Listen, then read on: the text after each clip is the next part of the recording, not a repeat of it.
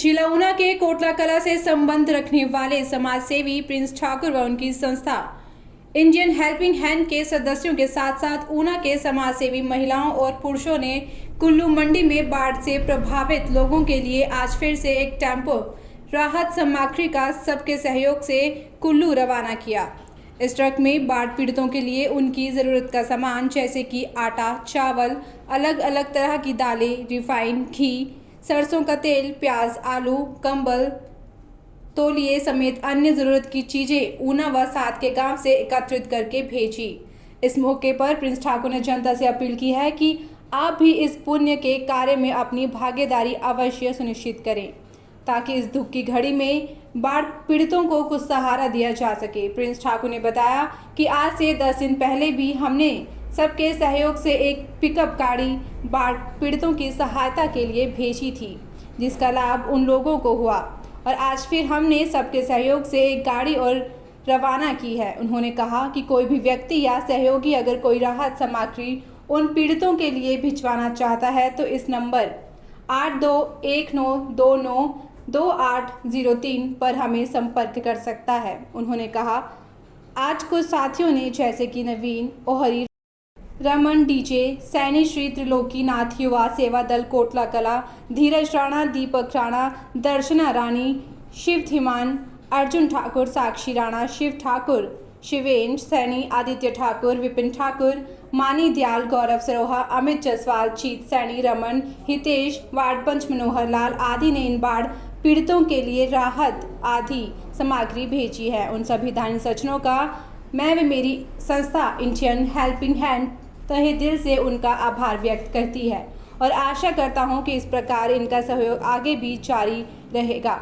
उन्होंने अपील करते हुए कहा कि कभी भी कहीं भी ऐसी आपदा आ सकती है क्योंकि ये कुदरत की मर्जी होती है और कुदरत के आगे किसी की भी नहीं चलती। उन्होंने कहा कि जिस प्रकार इस बाढ़ के आने से पल भर में बड़ी बड़ी इमारतें, मकान, भवन, सरकारी संपत्ति ताश के पत्तों की तरह ढह गई और लोगों की गाड़ियां माचिस की खाली डिब्बियों की तरह बाढ़ के पानी में तैरती दिखाई दी। बड़े बड़े रास्ते जमींदोज हो गए और कई परिवारों के चिराग पल भर में बुझ गए। उन्होंने कहा इस दुख की घड़ी में हम सब उनको पीड़ितों के साथ देने की आवश्यकता है जो बाढ़ के कारण प्रभावित हुए हैं। उन्होंने अपने सपनों का महल बिखेरते हुए देखा और अपनों को अपनी आंखों के सामने जुदा होते हुए देखा।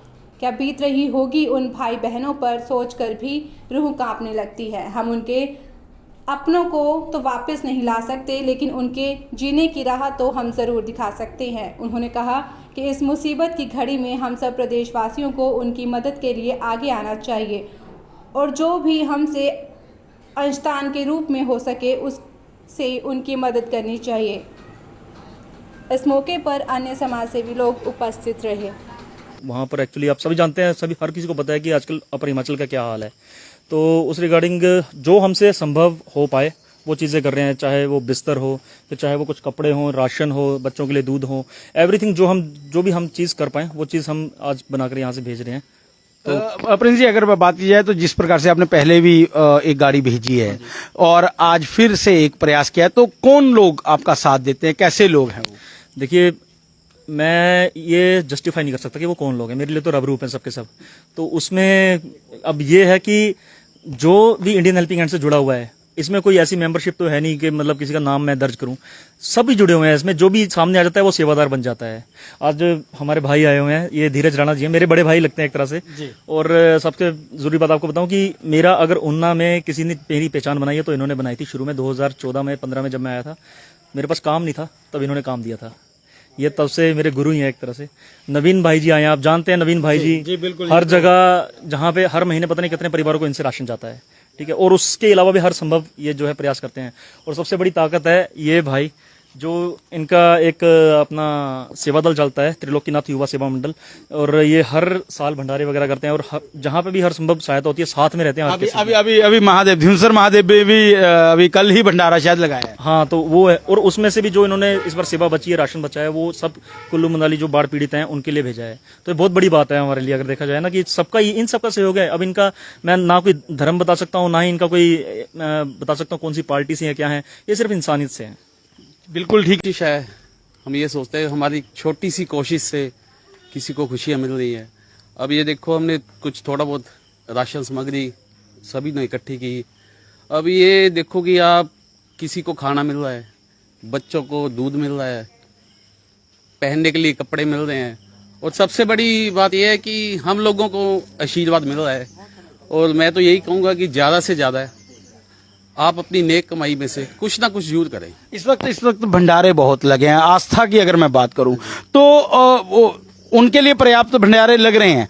तो मेरा तो ये मन कहता है कि भंडारों में से भी थोड़ा थोड़ा अंशदान जो है वो मंडी कुल्लू में जो बाढ़ पीड़ित है उनके लिए भी करना चाहिए, ऐसा कुछ। हाँ हाँ जरूर, ये आज के दौर में ये बहुत जरूरी है जी कि कुछ ना कुछ थोड़ा बहुत जो बन पड़े अपनी नेक कमाई में से वो जरूर दें, और अपने साथ साथ आप कुछ और लोगों को भी जोड़ें, क्योंकि ये ऐसी थोड़ा थोड़ा करके काफी कुछ। अभी देखो अब हमारे इतने प्रयास से गाड़ी पूरी भर गई सामान की। बाकी सबसे बड़ा योगदान हमारे प्रिंस जी का है। इनके मार्गदर्शन से हम यहाँ तक पहुंचे और ये हमारे को बस एक सही दिशा में लेके जा रहे हैं। इससे जैसे इन्होंने बताया 2014 से जुड़ा हूँ, फिर ये इंडियन हेल्पिंग हैंड में आए। जब हमारे में समर्था हुई मैंने इनके साथ मिलके जहाँ भी जितना भी दे सके दिया। आज जो देने का कारण ये था, मैंने इनको 3-4 दिन पहले फ़ोन किया, हमारा कोई परिचित इस दुनिया को छोड़ के चला गया छोटी उम्र में, तो उसके लिए हमने कुछ दान करना था। आज उनका जन्मदिन था, तो मेरी वाइफ की रियल सिस्टर थी, लास्ट ईयर नवंबर में उनकी डेथ हो गई एक्सीडेंट में, तो उनका जन्मदिन था। हमने सोचा कि उसका जन्मदिन पहले हम ऐसे मनाते थे कि खर्चा पानी तो करते ही थे, तो इस बार हम दान पुण्य करके करेंगे। तो मैंने इसको फ़ोन किया था 3-4 दिन पहले, तो इन्होंने बोला कि हाँ हमारा ऐसे ऐसे चल रहा है वहाँ पे। तो फिर मैंने आज को सुबह फिर याद कराया इनको, ये शायद भूल गए थे, इतना काम होता है।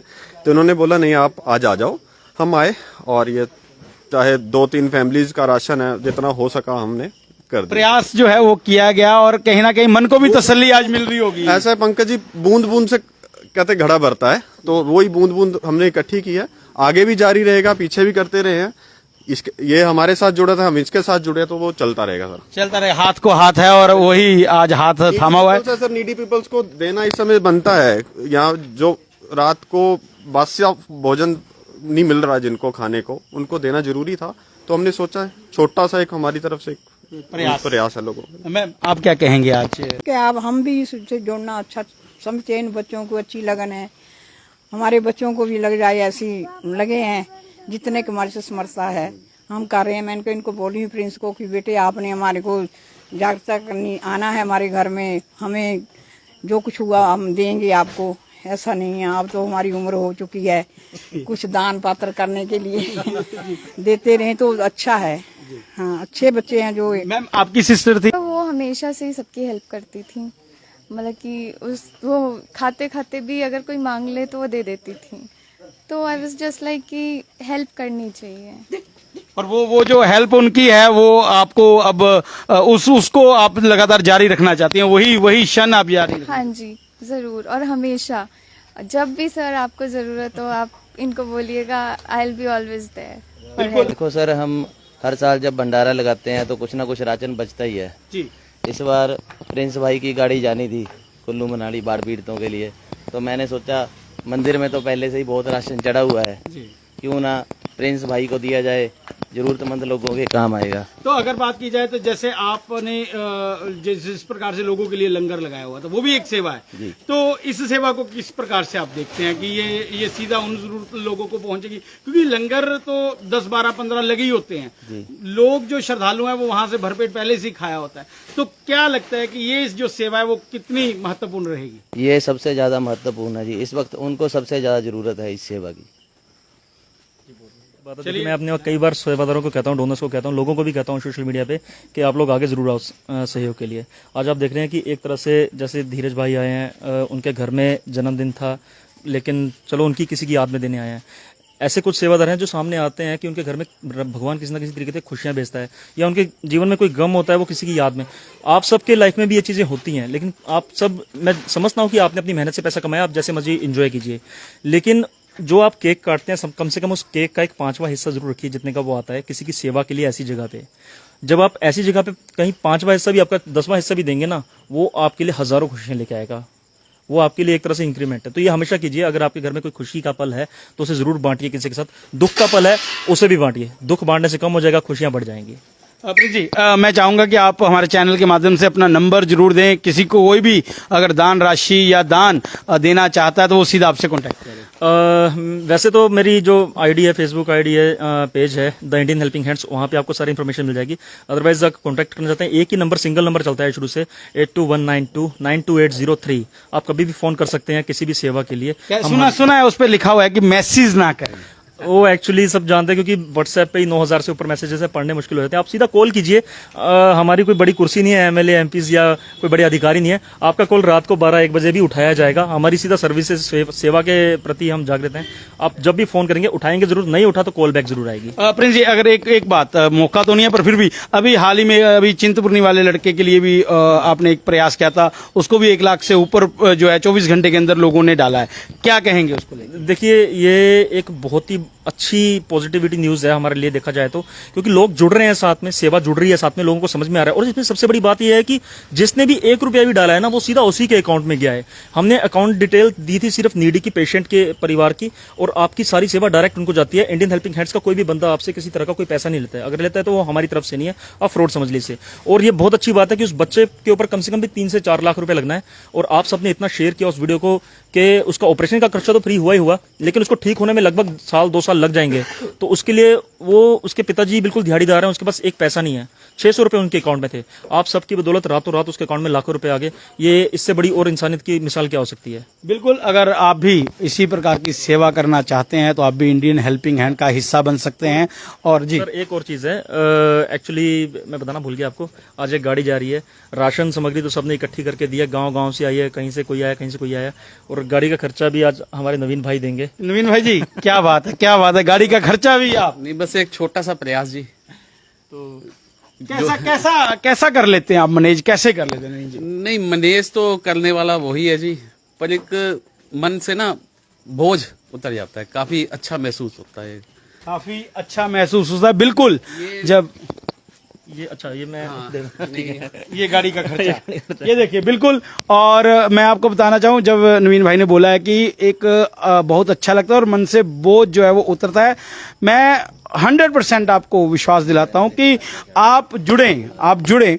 और इनका काम देखे 3 साल हो गए मुझे इनके साथ जुड़े हुए, और हमने आज तक ये नहीं देखा कि किसी व्यक्ति से इन्होंने पैसा लिया या कुछ। जितना भी जो भी आपके द्वारा सहयोग भेजा जाता है वो सीधा उनके अकाउंट में भेजा जाता है। और हाँ, कुछ लोग हैं जो इनको पैसे देते हैं, वो इसलिए देते हैं क्योंकि वो सेवा वो वहां तक नहीं पहुंचा पाते, तो उसमें प्रिंस ठाकुर ईमानदारी निभाते हुए वहां तक पहुंचते हैं। ऐसे मैंने कई मामले खुद अपनी आंखों से देखे हैं और 247 सुपरफास्ट ने इसको कवर किया है। तो खबरों का सिलसिला इसी प्रकार जारी रहेगा। कल फिर हम लौटेंगे इसी तरह की किसी ब्रेकिंग के साथ, किसी समाज सेवी के साथ रूबरू होने के लिए। तो तब तक हमारी टीम को दे इजाजत। नमस्कार।